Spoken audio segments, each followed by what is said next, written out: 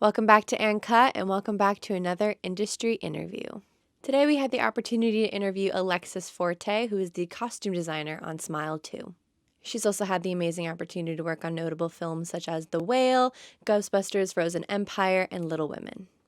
Her work in Ghostbusters Frozen Empire was also nominated for a Saturn Award for Best Costume Design.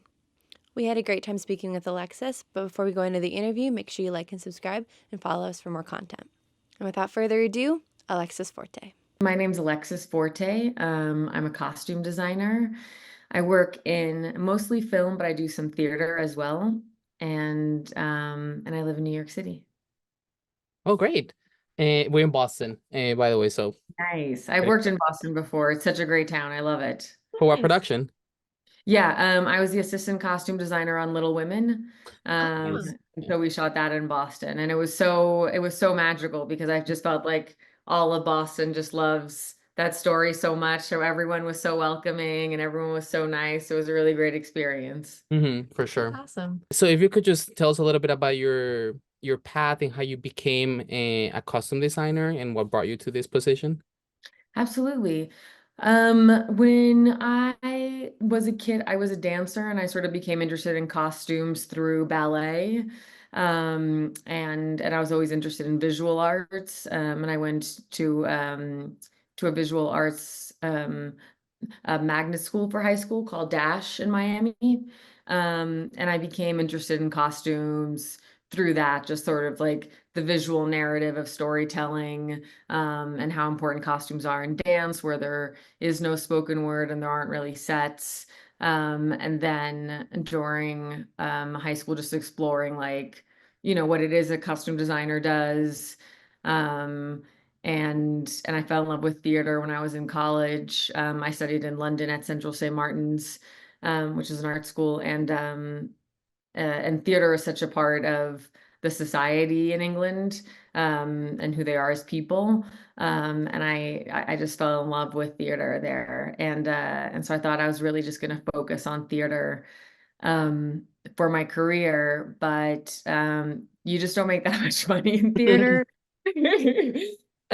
So I had some friends working in film in New York. After college, I moved to New York, and I was working in theater, and then I had some friends in film, so I said, "Oh, like let me explore that." Mhm. Um, and I had done some student films in college. And then I started as a costume PA in film, and I just loved like the pace of it um uh and all these like artists at the height of their skill levels all working together, and I just really became um in love with the filmmaking process. Um but I still do theater sometimes, but I Mhm. mostly do. We personally love film and we definitely love theater. We actually studied theater in London for a semester abroad. So Oh, cool. Where'd you guys go? it's actually Florida State University has like a Mhm. location there. So we went through a program, a third party called API, that Very does cool. just study abroad all over the world, and we got into that school through them. Learned Yeah. a Oh, lot about that sounds theater. great. Yeah. Yeah. We had never done theater or anything. We had never really acted, but that opportunity gave us the chance to just like act a little bit and understand theater, Mhm. and understand film from the eyes of an actor. So that was truly magical for sure. I'm sure. And so you guys know firsthand, like in England, like theater is so important Mhm. there. Yeah. And it's hard not to fall in love with it because it's like it's just everywhere and it's so readily available and it's Mhm. cheap and it's accessible for students. Yeah. And you can really like submerge yourself in it. For sure. So I definitely understand where you're coming from, but we're happy to have you over in film now. Yeah. Me too. Now I love film. I love film. Great. So getting a little bit into Smile itself, Smile 1, which you also worked in, Mhm. it follows the life of a psychiatrist, which I mean it's a pretty private person. It's a pretty private role. It's not really in the eye of the public. But Smile 2 follows a world-known singer and a star. So in what ways did you have to approach these two movies differently from costume design? Um, what's so great about Parker Finn, who's our director, is that he's so collaborative with myself, with Charlie, our DP, and Lester Cohen, who's our production designer, and Parker right away from day one, even before we start prep, he starts conversations with all four of us. And he's so collaborative in that way. And we start talking about, color palettes and how Charlie's going to light it and what Lester's thinking, for sets and textures. And so we sort of get to build the world all together. And sometimes, you don't have that luxury, just to have all that time to talk to one another. A lot of times it's just like one-on-one conversations with the director, and he's sort of like filtering to you like, oh, when I was talking to the DP, he said we're going to do this, or the production designer said we're going to, so it's like Parker's so great about having us all talk right away, and so collaborative in that sense. And so it's sort of like, that's like where all the ideas spring from. And it was so great to be able to do a sequel to something that like totally departs from the first one. Because, a lot of times you're drawing so much like you're drawing so much inspiration from what you've already created. Like this is a very different movie that I did, the new Ghostbusters movie, which is Ghostbusters Frozen Empire, and I had been the assistant costume designer on Ghostbusters Afterlife. And during both those movies, we draw so much inspiration from the original Ghostbusters, which is great also because it's like we're building into that universe. And so both, like both ways of doing it are so interesting and different. Like it's fun to draw from like existing movies, and it's also fun to totally like let go and depart and create something new, which we got to do with Smile too. Mm-hmm. To that point, when I was in theaters watching Smile 2, I actually couldn't help but think about Final Destination, which feels like very similar in the sense like there is this thing behind you, but the next movie is gonna be different kind of people, but with the same concept. So Yeah, that was very interesting, definitely. that is. Specifically with the character of Sky Riley, there is a certain feeling of like passage of time, and we see her being in different state of minds as well, like before and after the accident, and then before and after she starts seeing things. So what conversations did you have to have with the director, to try to showcase that state of mind through the costume design? So, for a movie that only takes place over 5 days, Sky Riley has like something like 25 changes or something in the movie. There's a lot of costumes in Yeah. it. And so we tried to make like any sort of like, we don't see that many flashbacks of our costumes, but anything like that, we tried to like show more skin, and and make it a little bit more revealing in her stuff in present day, like a little bit more baggy and oversized, and sort of have this like at home, like cozy look, and like sort of covering up her body in this like, to juxtapose her performance looks and anything we saw in flashbacks. And we also played a lot with the idea of everything being reflective. So like the surfaces around her are all reflective, since like, it's like the moment that she is possessed with, with the smile demon, it's herself that is, she's tortured by her own self. And so this idea of having all these different reflective qualities, and we sort of wanted to incorporate that into the costumes. And so a lot of like, we, we pepper that in to some of the flashbacks as well, where she's like in a reflective silver dress that's sort of like mirroring off of her in the car crash.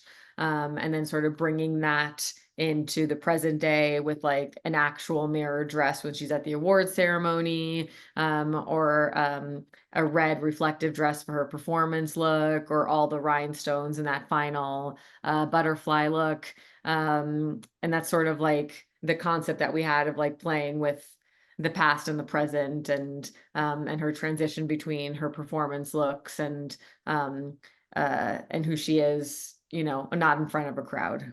Mm-hmm.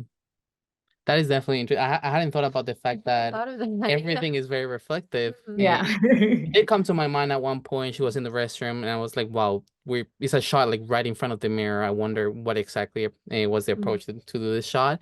But yeah, with the costume, everything was shiny.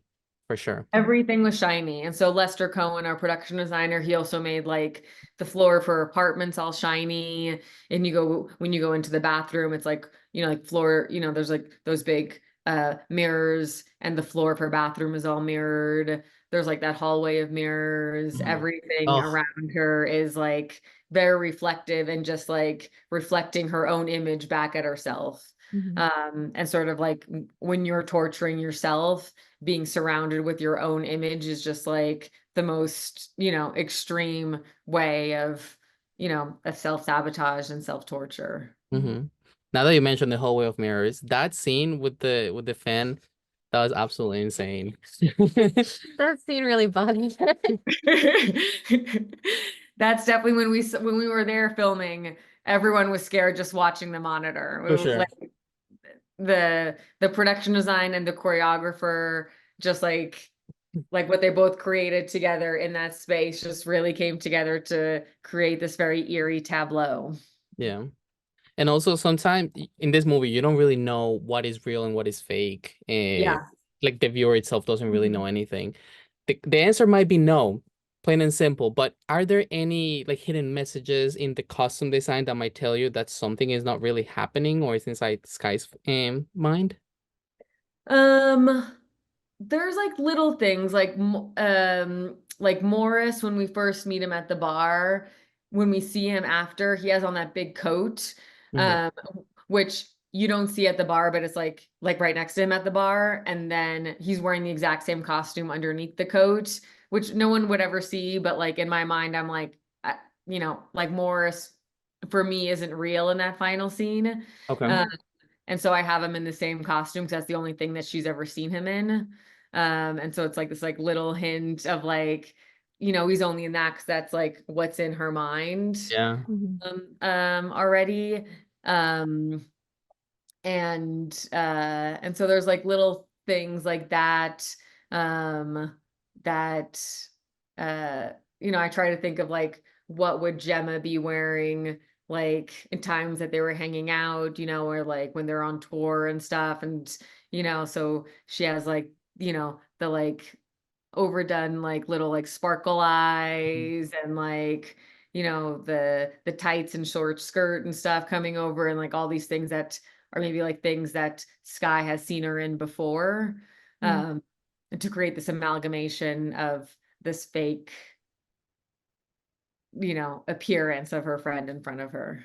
Yeah. So like playing off of that concept of like the brain can only dream on about faces that it's seen. Right. Yeah. Awesome. Wow. And then there was another set of costumes or wardrobe items that were not shiny, but more so model and bloody.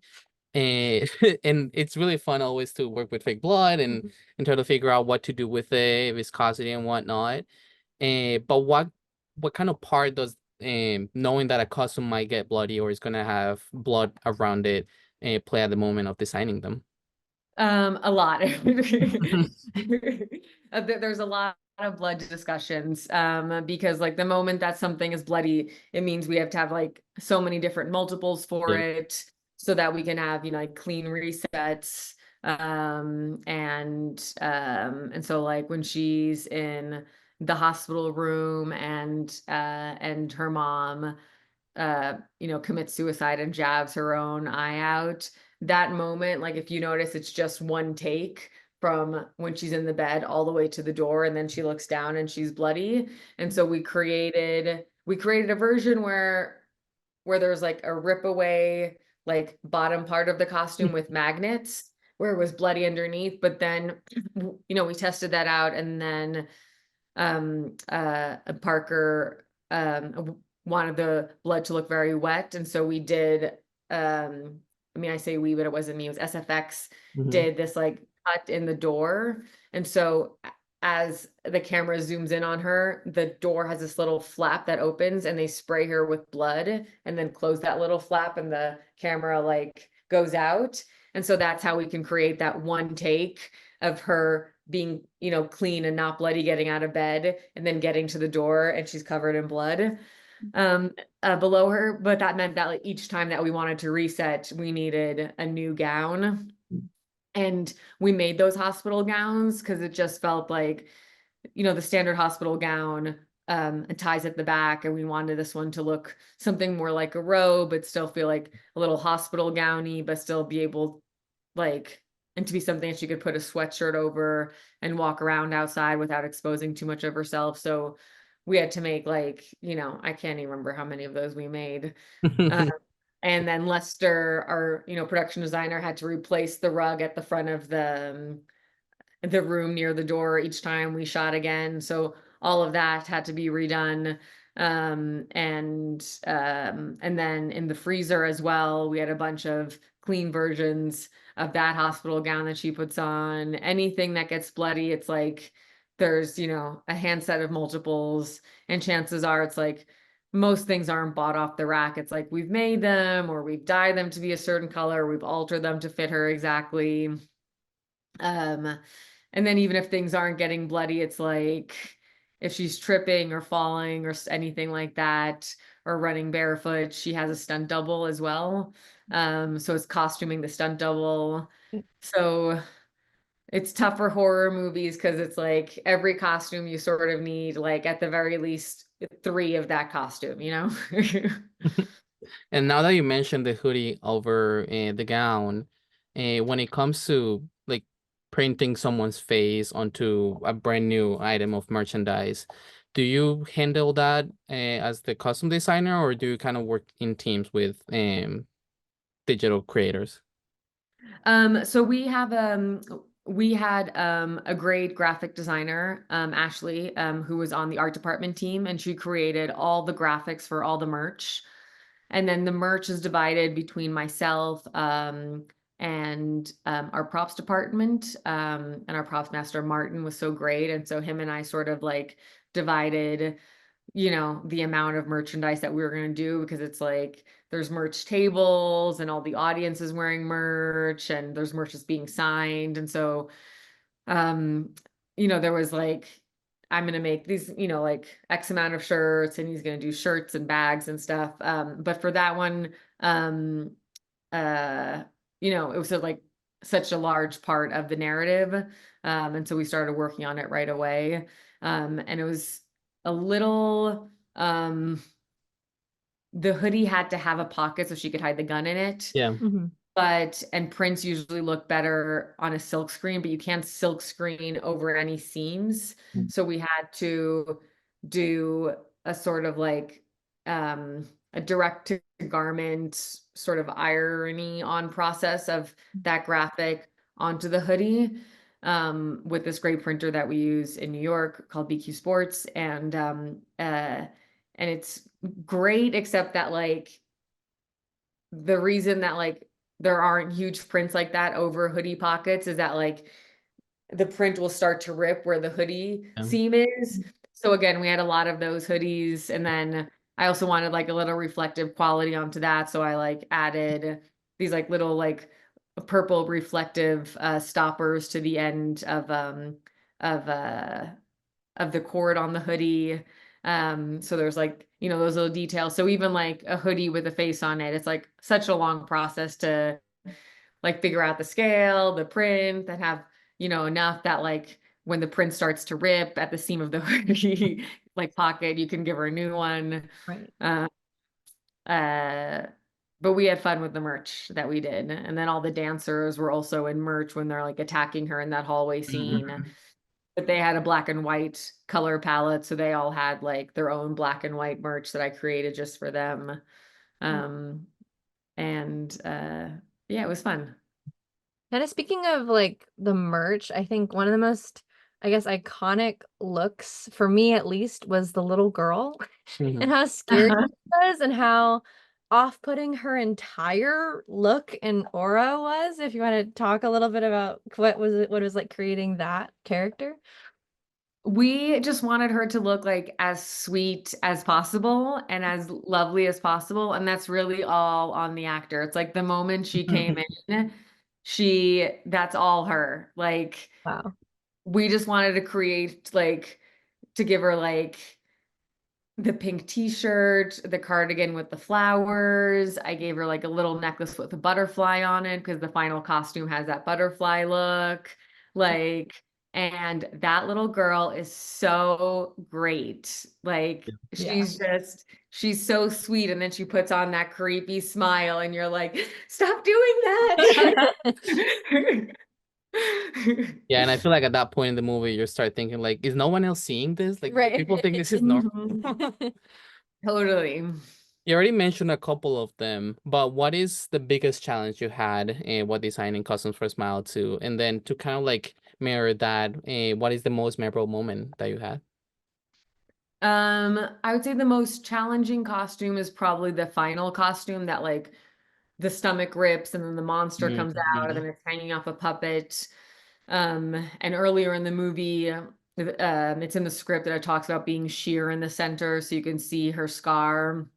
And so sort of creating something that's sheer in the center, but a design that doesn't give away the fact that it's gonna rip or, or be too sheer that you're like, oh, that's crazy. Like, why would they do that if she has a huge scar?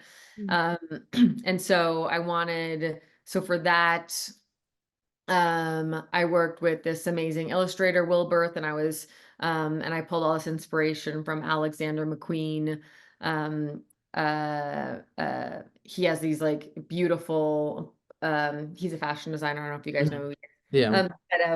Yeah. He has these beautiful prints of like these like blown up like butterfly pieces or like skeleton pieces, and it's like in the fabric. And so I was like, maybe it can be like a ripped apart kind of butterfly sort of Mm. metamorphosis, and we can create a design where it doesn't look like it's like a Care Bear sheer center. Mhm. And so we created this like, you know, abstracted butterfly pattern that I got printed onto fabric, and then the center, which is like this I used um this like sequin lycra, and then a lighter, like more sheer one that we had inserted onto the stomach. And that whole process is just so long. Like when you're creating a design that's going to be printed onto the fabric, and then the tailor has to like hand base the design onto the pattern so that we know like the scale that it has to get printed at the printer, and then it gets built into the costume. And it was just like, it's all very time consuming. And as you guys know, as filmmakers, it's like, even when you're working on a bigger movie, there's just never enough time for anything. And so you like present a sketch and they're like, great, how much time do we have? And I'm like, I need one in hand in 4 weeks. And they're like, what? And I'm like, yeah. And I was like, but then I need another three, like 2 weeks after that, and then the rest after that. And then we need to create some that can have a section that I can take out that I'm just only ripping the center part. So it's like the butterfly design has this like black zigzag that goes across the stomach, and the center piece, so that we're not building all these different leotards, was removable in the one that like rips in the center. And then it's a totally different one that's rigged with a separating zipper down center front that goes on the dummy that rips in half. So there's like all these different iterations of that one costume. And it's a little stressful because you're like, I just hope it all works out. But John Christensen is this amazing costume maker in New York. And he works with film and theater, and this is just, it's always on a deadline, right? So it's like creating magic where it's like, I need it by this date, and it always all comes together. Yeah, and that definitely came out great because we always, when we watch movies, we're Mhm. trying to look for the foreshadowing effect, like, this thing is gonna come out later. In that costume, she was so quick to dismiss it, but it was so impactful of a costume. I Mhm. personally was like, interesting, but I don't think I saw exactly. I didn't think anything was gonna come off of it It's necessarily. just so fascinating how much like forethought there is. Yeah. That I don't know if I'll ever be able to think that far ahead into all the little intricacies. But it is very cool. It's very cool to hear about it. And then, what is the most memorable part you had in this production? I mean, I would say like like just being able to create that costume was like such a relief once it was done, and I was just so happy that it all came together because like, there was like so many pieces of it that when we finally like shot it and did the ripping and the monster and stuff, that was all great. And then I think also just being able to shoot, we shot at a stadium in Albany, Mm. and we had the background dancers there, and Naomi, just she blows me away. I don't know how this woman does it. She is so talented. Seeing her on that stage, and she had maybe like 3 dance rehearsals before going on stage, and she's singing and doing full rehearsal and in full costume for the first time, and that red reflective one, there's like it's not much mobility in that, and she is just so talented. So I would say the most like memorable is just seeing her on that stage, just doing full dance routines and singing uh and acting, like, and having us all just mesmerized by her. She's so talented, and so that really stuck with me, and I think we all felt like it was going to be, a fun, exciting movie because of Naomi's performance. That's amazing. And I definitely love the performance. Mhm. And the movie in general is just so impactful and so memorable. When I was in theaters, I was just like, why am I watching this? Like, I feel so stressed. And you quickly mentioned it earlier, but I want to talk about a little bit about custom designing for Ghostbusters Frozen Empire.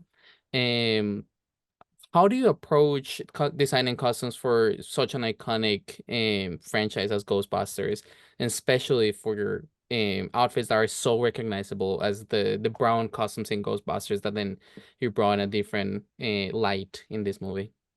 Um, I feel like I was very lucky to be the assistant costume designer to Danny Glicker during Ghostbusters Afterlife, because Danny and I got to do this like very intense research process where we pulled like the original Ghostbusters uniforms, um, and had them all like measured out and took lots of photos, and had our amazing pattern maker create a full pattern for them because they were originally just shopped like at a store, but they don't make those uniforms anymore, and they don't make them out of a cotton ripstop like they used to, and so it's hand making all of those and costumes, and there's a lot of them, even though it's like each Ghostbuster only has one. It's Yeah. again, it's like one for them, their stunt doubles, the multiples, the da da da, so it's like Frozen, Ghostbusters Afterlife had 77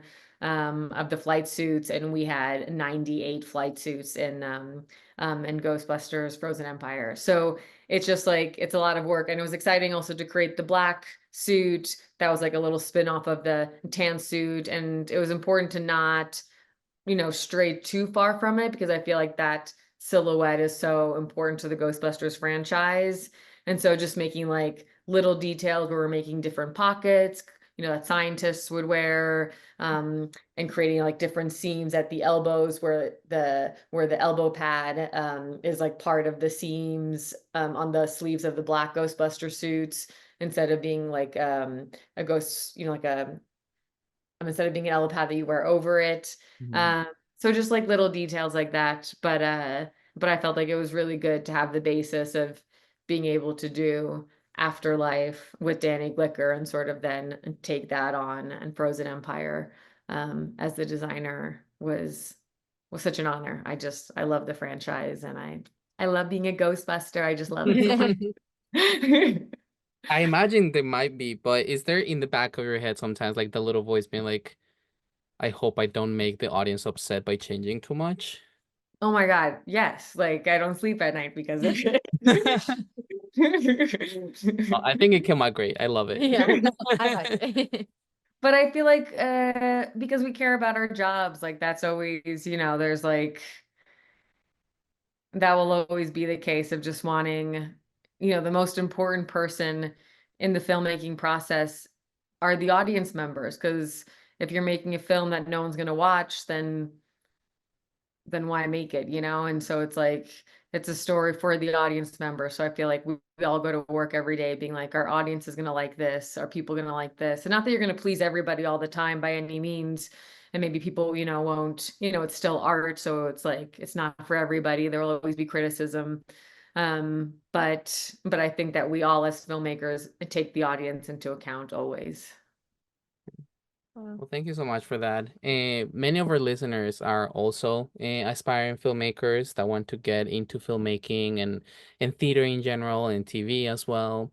So what is a message or piece of advice that you will give to aspiring costume designers today? Um,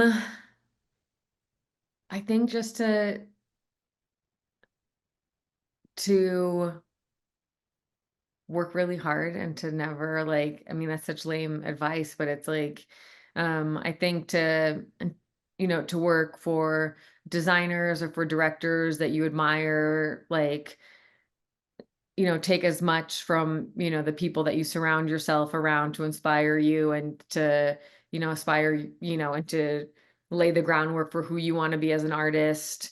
And that there's no, you know, there's no job that's too small as you're working your way up. You know, I feel like just on Friday, I like had like a heart to heart with my costume PA on this movie that I'm currently working on. And she's so lovely and sweet. And she was just feeling like, you know, really demoralized because being the costume PA, you're at the, like, you know, you're at the bottom of the food chain. And it's just like, she's a great, talented tailor and she will be a head tailor on, you know, a movie any day now, I'm sure. And so it's just like, all your hard work along the way will all pay off. Like everything is a learning experience.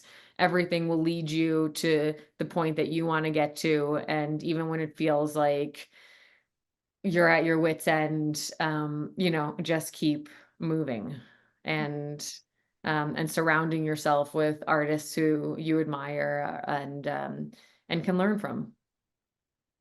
Thank you so much for that. Wow. Also, a good portion of our listeners try to check out our reviews to see what is out there in the cinema industry and what to watch next. What is your favorite movie and why? Um, okay, so I have a few different favorite movies. They're Okay. all vastly different. Okay. My favorite movie is I love Goodfellas. I Okay. just love it. I love gangster movies. I love the characters, I love the costumes, I love the excitement, I love the intrigue. I love the shots in it. I just think everything about Goodfellas is like it draws me in from moment one, and it's just like the excitement never lets down. I also love, on a very different spectrum, all of the Baz Luhrmann movies. I'm a huge Baz Luhrmann fan. You know, from the first one, from Strictly Ballroom. I even love Australia, that no one loves. I love his TV shows.